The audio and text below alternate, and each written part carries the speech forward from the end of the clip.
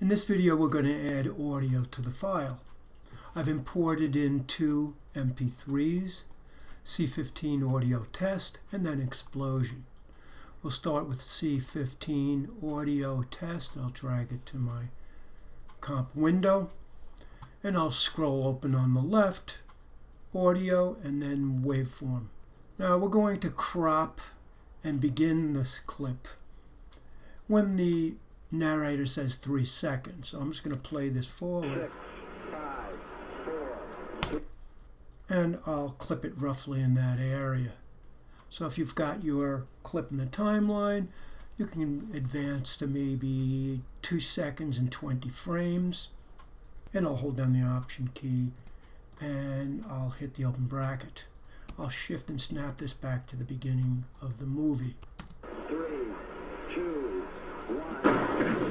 So we should have something like that.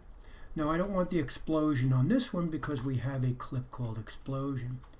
So I'll drag the playback head, and you can actually see where the sound wave really spikes. That's where the sound kicks in that's on this track. So I'm going to eliminate that. I'll put my playback head just before it spikes, hold down the Option key and hit the open bracket and save.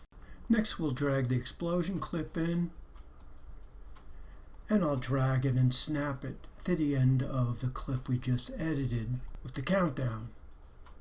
I'll put my playback head a little bit sooner in the timeline. And we want to line this up so that the explosion takes place just as the fuse is lit. So I'm going to place the playback head where I start to see the flame on the drawing. And I'll shift and snap the explosion to there.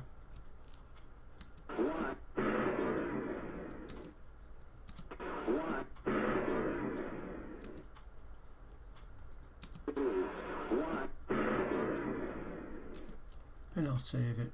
Now we're ready to export the movie into an MP4.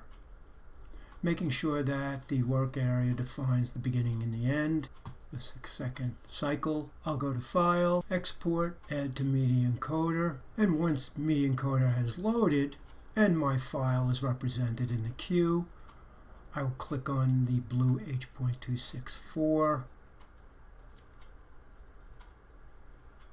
and now put name. I'll click on that. I'll click OK, and I'll click on the green button in the upper right hand corner. Now that we have one 6-second cycle, we have to make it a 3 6-second cycle. We'll bring our new movie into After Effects again, and we'll loop it 3 times.